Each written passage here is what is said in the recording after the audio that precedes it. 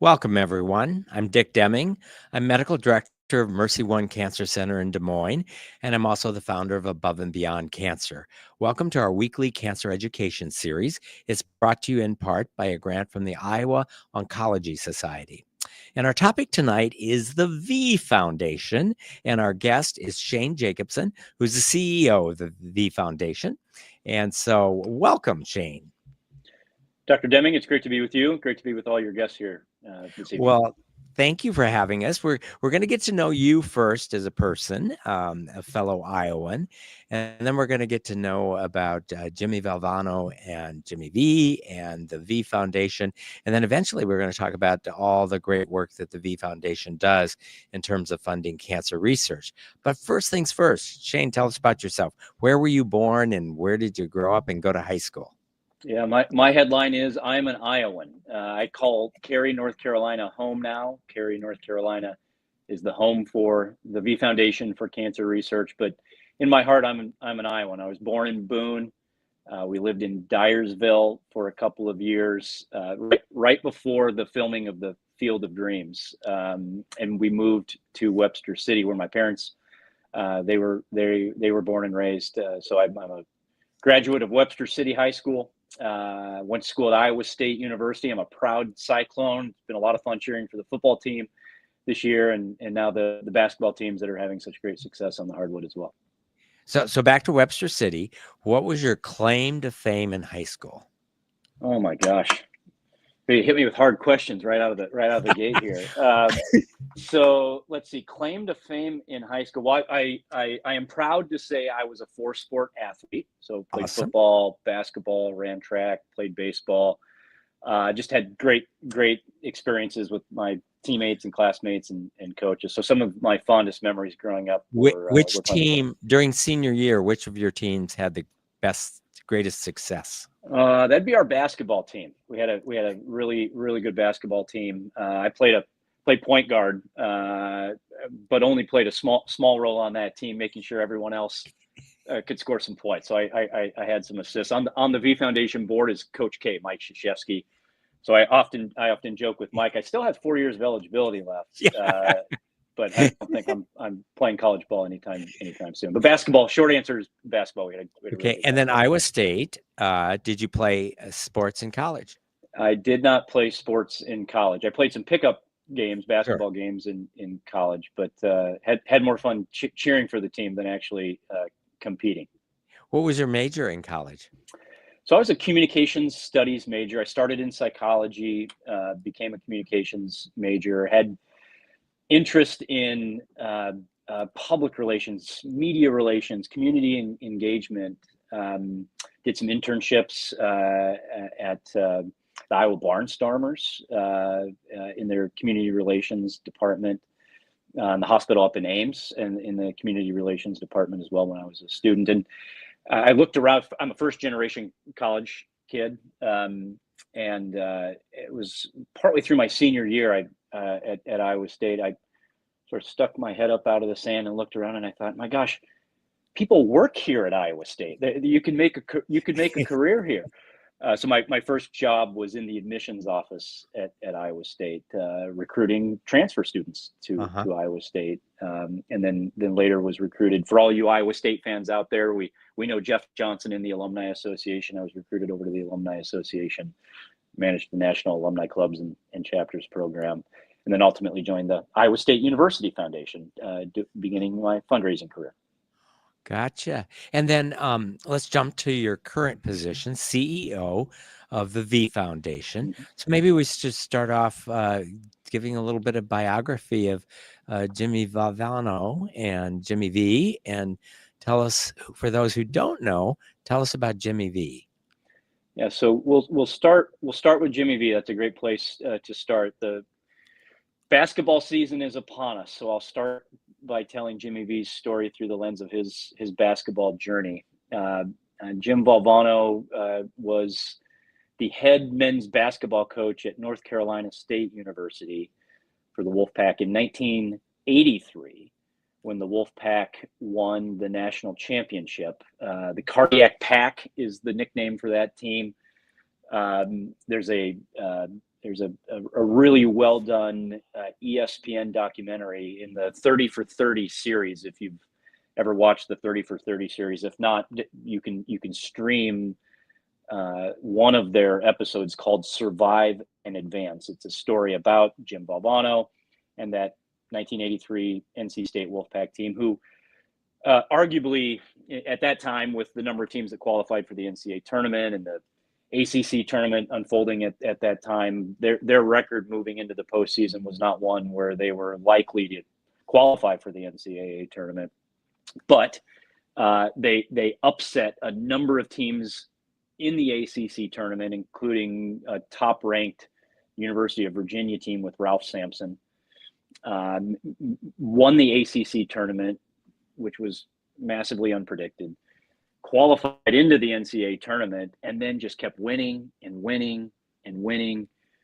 And this Survive and Advance does a really nice job of talking about how Jim created a culture for that team, a can-do spirit that they could overcome anything as long as they put their mind to it, which I think in many ways connects to the culture we now have at the V Foundation. But to your question, the story of Jim really nationally took all sports enthusiasts' attention as they won the national championship, ultimately beating the University of Houston down in Albuquerque in 1983, a team that was nicknamed Phi Slamma Jamma. It had Akeem Olajuwon, Clyde Drexler, if you remember those guys back in the 80s. So they were, statistically speaking, had no business winning.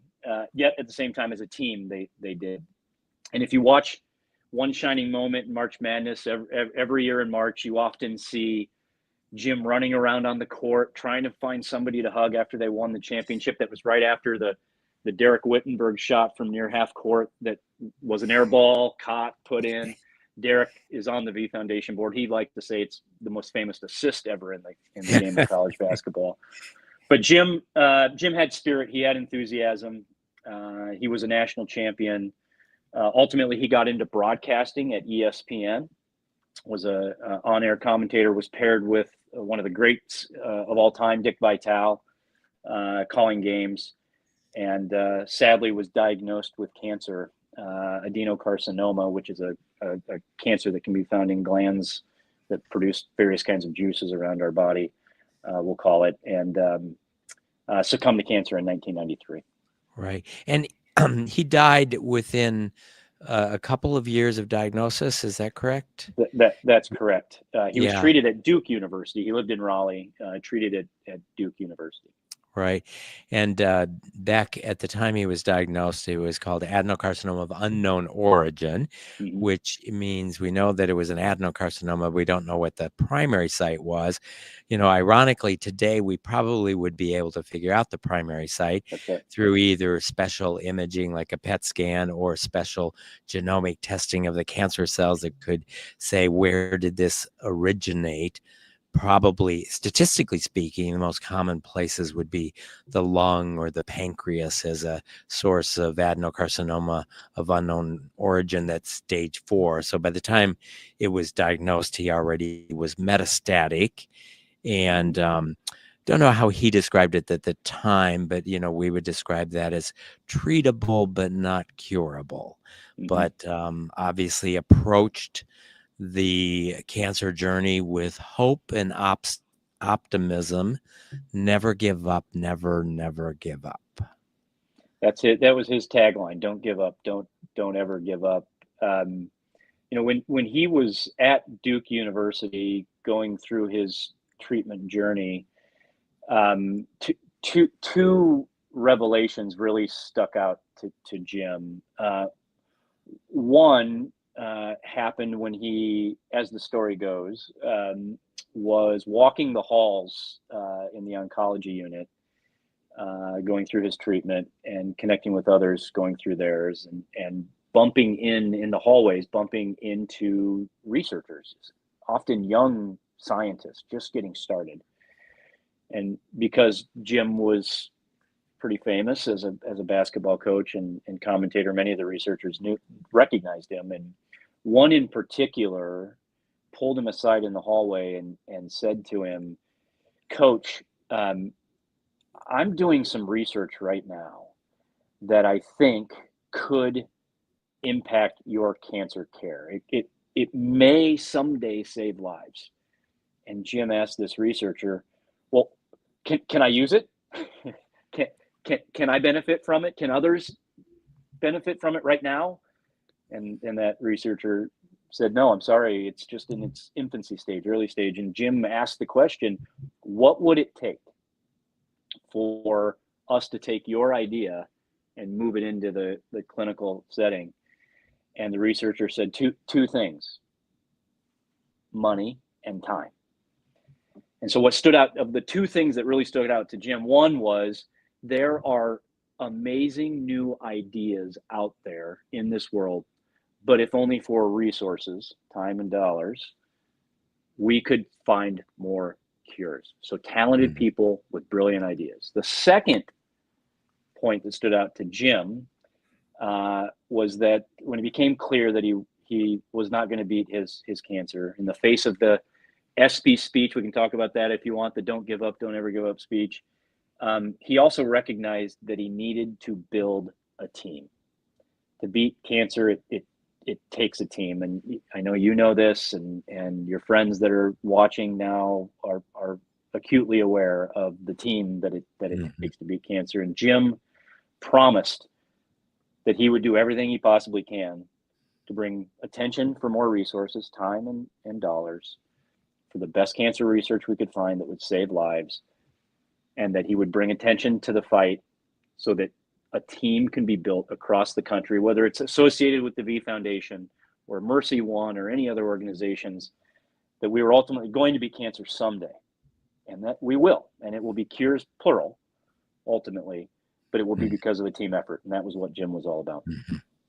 So, staying focused on Jim for a bit.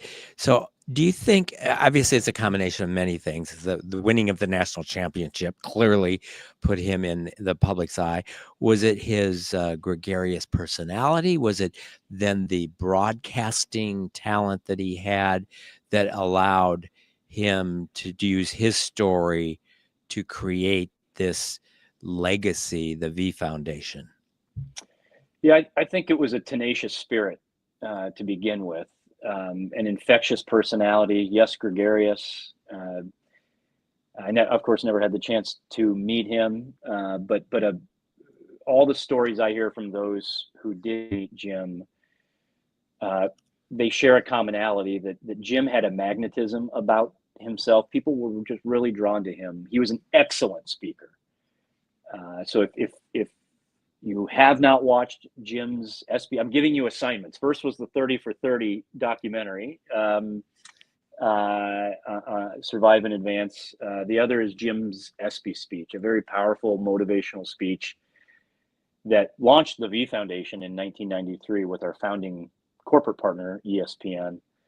And in that speech, he used several speaking tools to his advantage, one of which was humor. He was a funny, gregarious guy. He could tell stories. He also liked to categorize many things in groups of three. One point of his ESPY speech that really seemed to resonate with many people as I travel the country and I wear the V Foundation button and often get attention drawn upon our organization with this brand and this logo. Often people will say, you know, of all the things that Jim said in his speech, the one that really stood out to me was what Jim described in, again, this group of three, is what it takes to have a good day, or as Jim called it, a heck of a day. And that's to think, to laugh, and to cry. And it could be tears of happiness or sadness, but to have our emotions brought to tears. And I think encapsulating a headline answer to your question, Richard, would be that Jim lived life to the fullest, and he enjoyed life, and he made people happy. He encouraged people to be their best selves, and built community because of that. Yeah, somebody who's living big with purpose and passion, brings others along with them. Mhm. Yeah. Yeah. And so before he died, he announced the founding of the V Foundation, got the framework up and running. And so let's shift gears a little bit and talk about the V Foundation. When did it originate? What's the mission of the V Foundation? And then we can talk about exactly what it does on a day-to-day basis and what it has done to advance cancer research. The mission of the V Foundation is to fund game changing research and all star scientists. And by doing so, we accelerate cures to cancer and save lives. And our vision is very simple and straightforward, and that is victory over cancer. Not surprisingly, with a little bit of a sports background here to this organization, victory, winning, is Mhm. critically important. So we focus only on cancer research.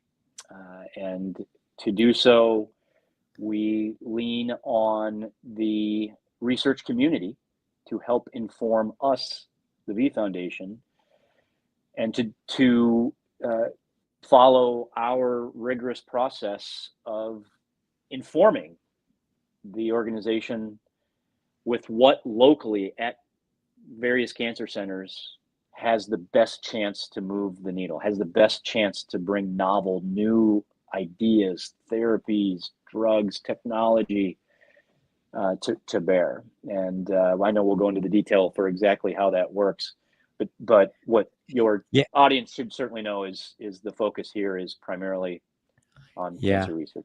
So let's get to know the V Foundation a little bit through the historical steps. What year was it founded as a 501c3? Yep, Jim launched the nonprofit in 1993. So we'll be celebrating our 32nd anniversary here on March 4th Yeah. of this year.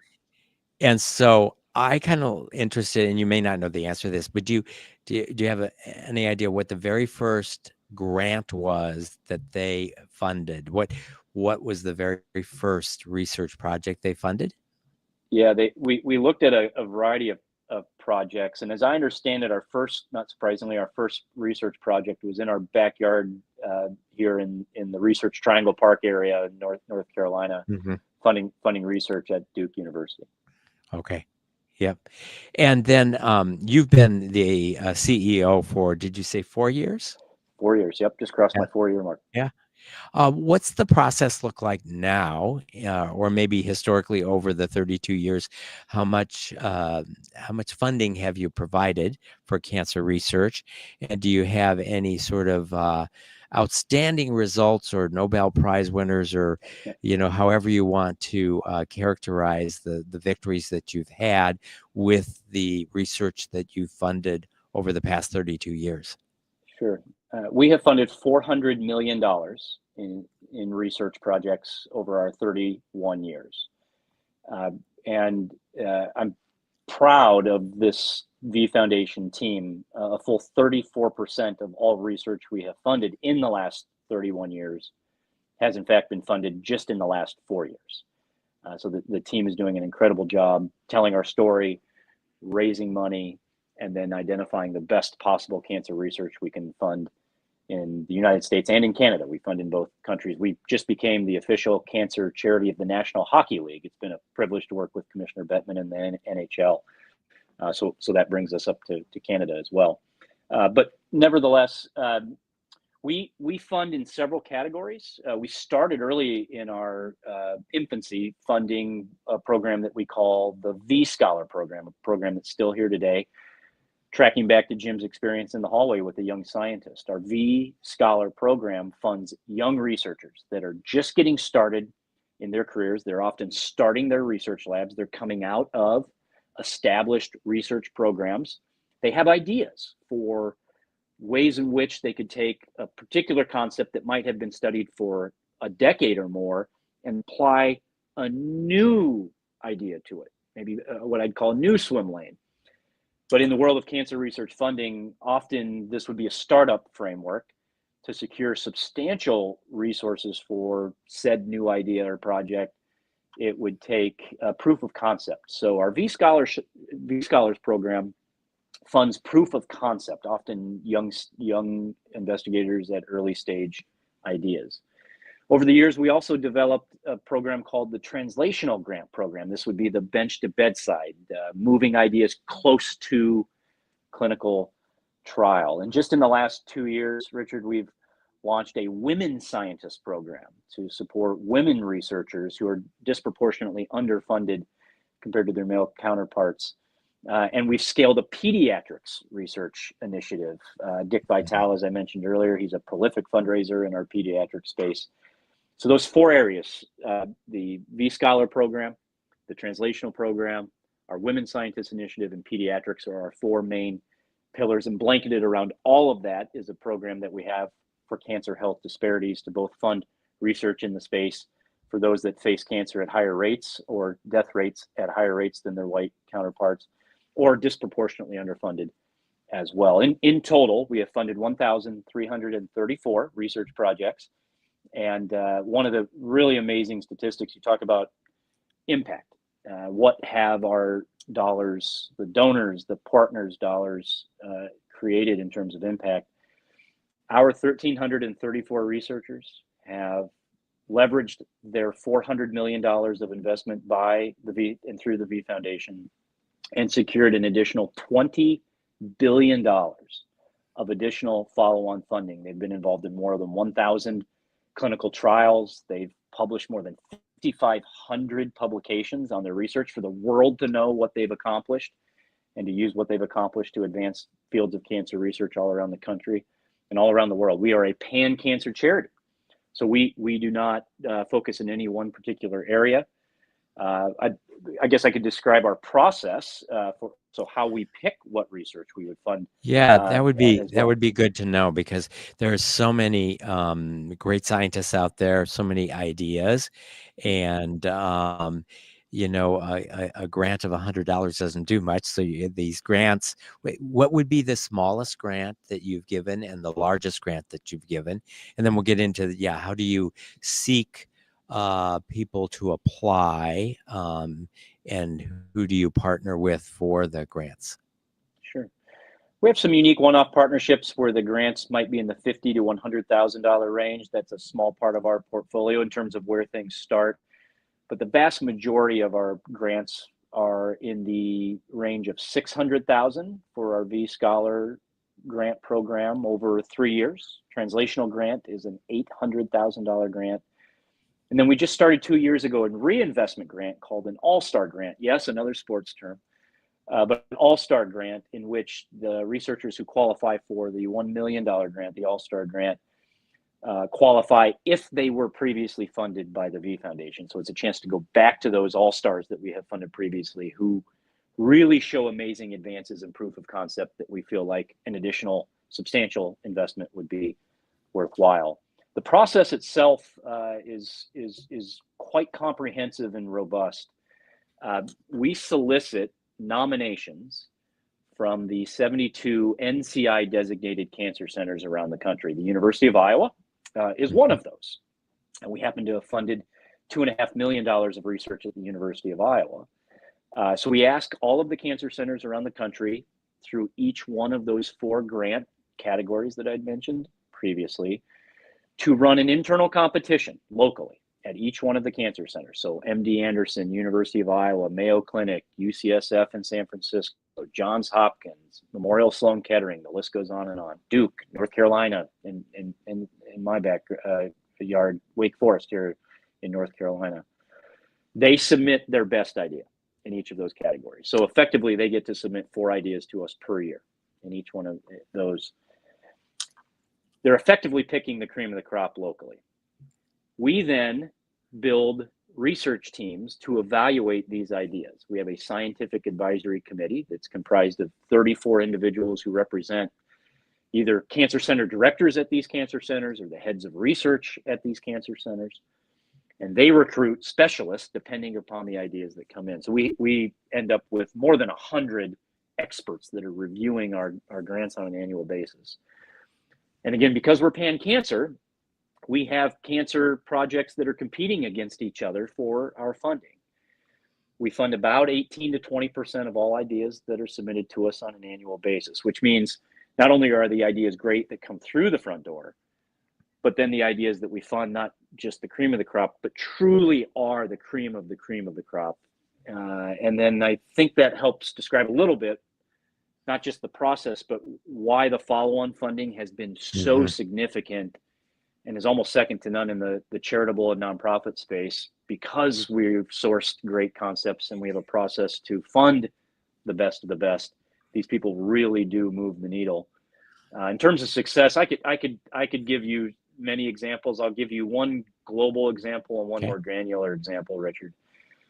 We've seen a 33 percentage point improvement in survivorship since the V Foundation got started. And that is a team effort. That's not just about us. People like you are involved in that. But we're very proud to play a significant role in accelerating new knowledge into the cancer cures space. You mentioned Jim Valvano's cancer journey himself. PET scans, MRIs, that was not standard of care in 1993, but there was research happening on those technologies at that moment in time. But if not for that research, it would not be standard of care now. So the 33 percentage point improvement in survivorship, more than 4.5 million more people alive today in the US, if not for cancer research. Globally, we're really proud of that point, but we're not sitting on our hands. The more granular example I would give, back in 2007, we funded an idea that was submitted to us to harness the power of the immune system to identify cancer and make it easier to fight and beat cancer cells.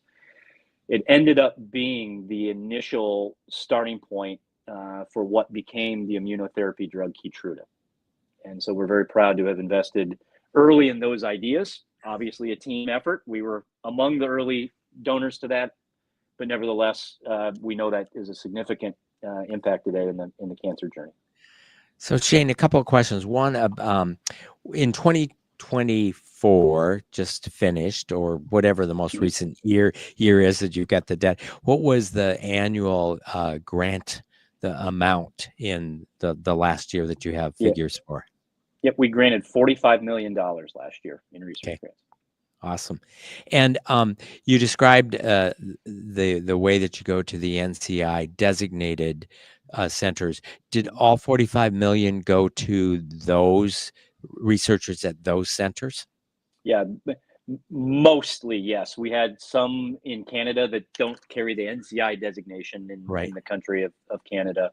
But yes, the largest share of those dollars went to NCI designated cancer centers. And we know when we fund cancer research anywhere, it helps cancer patients everywhere. And so we're proud to be part of the cancer fighting continuum. And I can only imagine how time consuming the process is for your advisory committee to look through these proposals and compare them to one another. And I'm sure that there are many more that are deserving of funding than are able to be funded. Do you try to make sure that you're funding lots of different cancers? As you pointed out several times, all cancers are available for funding, and sometimes you're just funding perhaps cell biology that might be applicable to learning about cancer or cancer in general. But do you make a concerted effort to try to spread the funds around in terms of which cancers you're funding research for? We don't in an overt way. We do understand that there's a chance to make some decisions based on what we see as unique opportunities.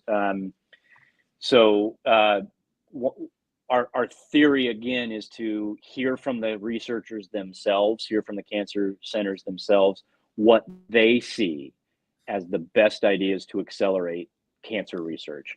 I will say, though, that if you break down our portfolio, we do have a high volume of research that still funds basic research, basic science, basic cell biology, for example. If we knew more about how cancer grew, if we knew more about how cancer spread around the body, that would help us defeat cancer more effectively in the work you do and your colleagues do. And so We fund a lot of still basic science, which we think is fundamental, right? Of course, to long-term defeating cancer.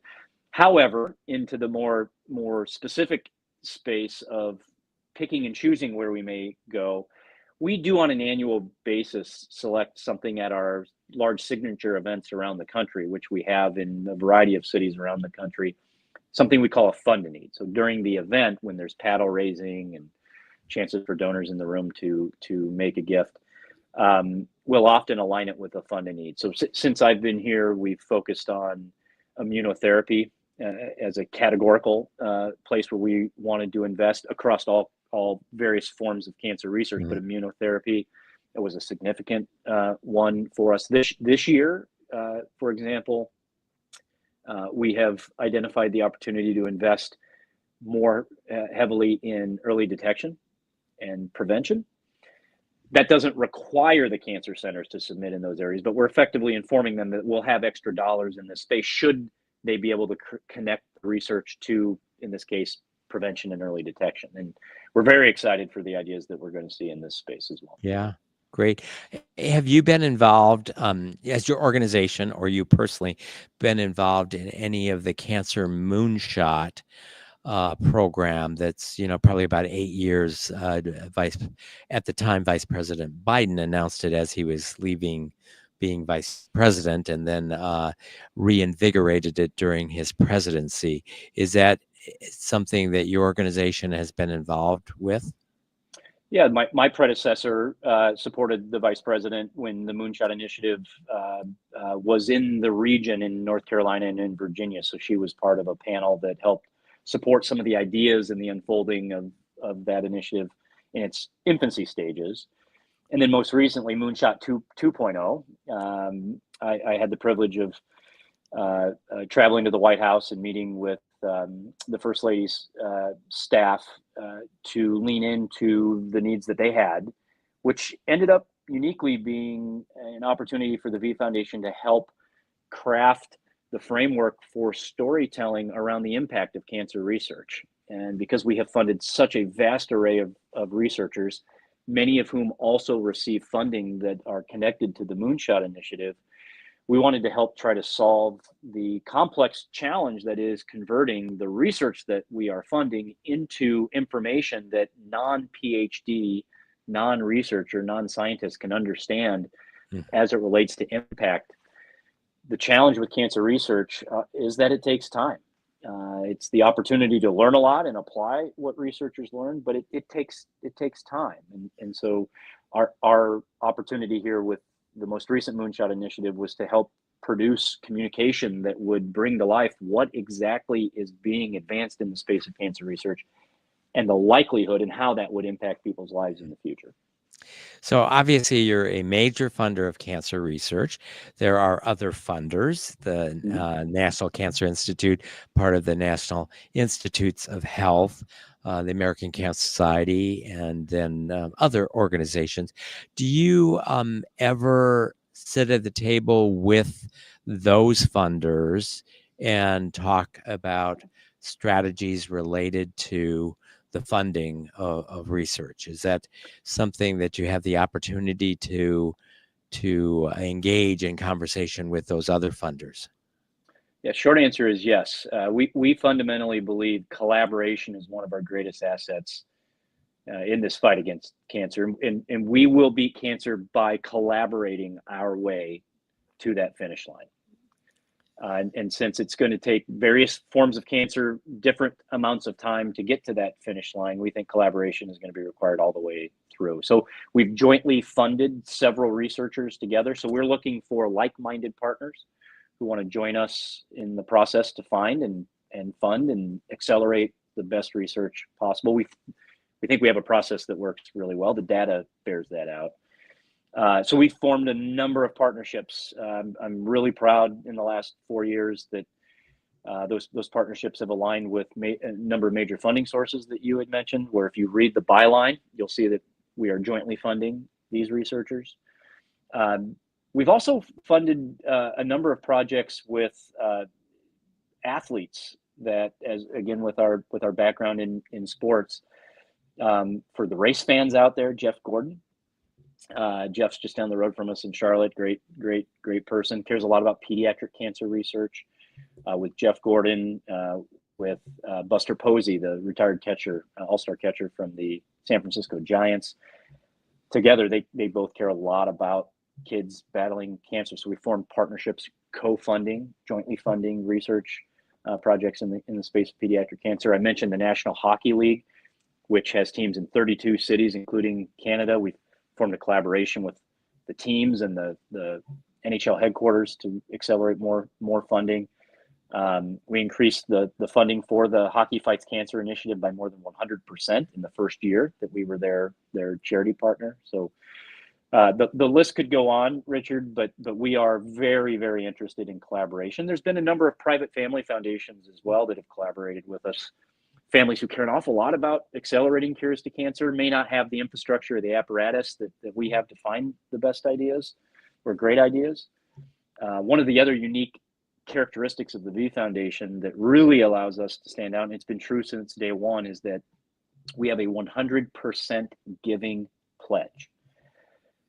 What that means is we have an endowment currently valued at $43 million. We have an endowment that is wholly unrestricted, that covers all of our overhead. That allows for every single penny, every direct donation to the V Foundation, 100 cents on every dollar, to flow through the V Foundation to our scientific advisory committee to fund research. We are a 4-star charity navigator rated charity. We've had this designation for 12 straight years. Less than 2% of charities in America can celebrate that. That means we're highly efficient, and our impact year over year continues to grow. So there's pieces of our unique puzzle that for partners really stand out as unique. And it starts with a conversation to try to figure out what is the art of the possible and how can we accelerate even more cancer research together. Right. Yeah, that is amazing to be able to have that endowment to cover all the administrative costs so that every donation this year actually goes to cancer research. I would imagine that, Shane, as the CEO of the V Foundation, you're probably more involved in fundraising than you are looking at a microscope and test tube. That is a true statement. And that obviously correct me if I'm wrong, but the V Foundation doesn't hire and have on staff scientists doing research. Your job really is funding research that's done by other entities. That's correct. We have a chief scientific officer that's on our senior leadership team, and she largely leads the work of our grants team in collaboration with our scientific advisory committee. Right. So give us a sense of what you do. Give us a sense of fundraising at the level you're at, and kind of what that consists of. And the last year you have your numbers on how much did you raise, and what's your goal for this year, and what new ideas do you have in terms of fundraising? Well, I'll give you the big, hairy, audacious goal. We just moved through a strategic planning process as a management team in partnership with our board of directors. Our aspiration is to become a $100 million per year grant making charity. And so I gave you the $45 million figure from this most recent fiscal year that wrapped up at the end of September. So we have our work cut out for us. We have more than doubled our research output in the 4 years I've been here. So again, I'm incredibly proud of the team and the great work that they put into raising more money and creating mechanisms to grant more significant research output. We do have a model that I'm very bullish on and proud to serve as CEO and honored to carry on Jim Valvano's legacy. And yes, most of my time, if not spending time with our team and supporting them in all the ways that I can, is to be an external champion for the V Foundation, to be an external champion for cancer research, even if not at the V Foundation. Cancer research everywhere is significant. And really to do so in a way that honors and brings the fight directly to where it's needed most, and that is between the patient and their cancer journey, and to honor the journey that each and every cancer patient is in and has been through. 1 in 2 men and 1 in 3 women will be diagnosed with cancer in their lifetimes. It's hit my family personally, as it has all who are watching. And so I carry this fight and this work very personally in my heart, in my soul, as our team does. And so I do have the privilege of connecting with, as you might imagine, some of our more significant current and prospective donors who are very interested in making a significant impact, gifts of 7 or 8 figures, working with our corporate partners on significant partnerships. I'll actually be in Des Moines here in a couple of weeks with Principal Financial Group. We just announced a new partnership with Principal to engage their employees as part of their employee giving program. So I'm very honored to tell the story of the V Foundation, explain how we do what we do, and celebrate the fact that we're making huge progress, but there's so much more work to do. Great. I think we're going to open up to questions now. We've got a live studio audience here with me, and we also have folks that are watching us live streaming. If you're one of those watching us live streaming, please just put your question in the comments section of the software you're using to watch us right now, and we'll start in the room here. Gary. Yeah, I'm curious as to, as you do research and work on this, that you do come out with different types of products or ideas for products that would go to the manufacturer. Do you ever get any money back on that so that you can continue to do the research on it? Yeah, great question. Was the name Gary? I think you said yes. Gary. Thank you for the question. We do not claim any intellectual property or royalties. On the front end, we make that very clear in our RFPs. And that is a trade-off. On one hand, from an economic standpoint, of course, we're losing out on some downside revenue to the V Foundation. Yet on the other side of the coin, and what we fundamentally believe is it actually lowers the barrier, and it encourages, if not incentivizes, more great ideas to come to us for funding, for needed funding, knowing that we don't want to be tied to it. We want to actually keep it as unencumbered as possible so that discoveries can in fact be leveraged downstream. One of the requirements, though, Gary, that we do have as part of every one of our grants is that the outcomes of the research will be published. It will be publicly known, so that not just that researcher can be certainly recognized for their hopefully great outcomes, but others in the cancer fighting space will read and understand the discoveries and theoretically be able to apply it to their work, if not build collaborative models as a result. Great. Ron? Yeah, not so much a question, just pretty much just want to thank you for all the work you're doing as a survivor. It's pretty incredible. I can't imagine how difficult it is to raise money, even though everyone is pretty much touched by that disease. And just another comment, I do remember watching that Houston game on that shot that wasn't a shot. Well, it was a shot, but all of a sudden it goes in the basket, and the most improbable result of that game, and certainly against the Houston team that they had, was just incredible. So Ron, tell me more about watching that game. Who were you rooting for? And in that final game, do you remember where it was North Carolina State still the underdog? Oh, definitely. Yeah. I mean, jeepers. Houston had Clyde Drexler and Olajuwon, and I can't remember the other players they had, but I mean, just an unbeatable team.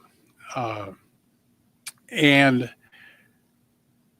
I honestly, I wasn't sure who I was rooting for in that game, Okay. but I thought Houston was unbeatable. There was no way they could lose that game. So then, even to imagine that Valvano, what became after that game, how he became such a figure in the cancer community, and that so many people have benefited from his. Well, that ESPY speech was powerful, very powerful speech. I remember that quite well also. So I just really want to thank you. Well, I'm privileged to do the work, and thank you for your comment. I will maybe just give a plug for fundraising. You mentioned it must be hard to do fundraising, and it certainly is not an easy task, generally speaking, for I think some to ask others for money, right? But I learned when I was at Iowa State University in my earliest years doing alumni work and development that people give to people, and as an Iowa kid, I think you bring your values to work. You work hard. You build authentic relationships. And I can tell you some of the most important and significant gifts I've ever worked on may not have been the gifts that had a lot of zeros after it. It might have been the $500 or $1,000 gift or the $5,000 gift. It's the meaning behind the dollars, and it's this spirit of everybody coming together. I think that's really powerful. And if we do it just right and connect donors to a place like the V Foundation, we can make a big difference together. Yeah. And what's the saying, Shane? Don't give till it hurts. Give till it feels good. Exactly. And just connecting someone who just feels so empowered by being part of this process of funding cancer research and making a difference in the lives of individuals and increasing the number of survivors. It's a powerful story to tell, and part of your job is storytelling, as you said, to make people aware of all of the great things that come out of it. Yeah. And I think in a role like mine, it's always important that I remember this is so much bigger than me. I'm playing a small piece of the puzzle here. It's the total puzzle that matters most. And so making sure the puzzle pieces are all put together is part of my work to facilitate it. But it's, being able to bring this to life in the comments that I just heard, for example, make it all worth it. Do you have the opportunity to go to some of the NCI designated centers and host like a sharing of your V scholars as they share either with the university or with the public at that center about the research they're doing? Yeah. Part of the joy of travel is to stop and check in on the researchers, stop and check in on the cancer directors, both to hear how's it going, as well as what do you see coming next, and are there any adjustments to our research strategy or our approach or our funding model that we should consider.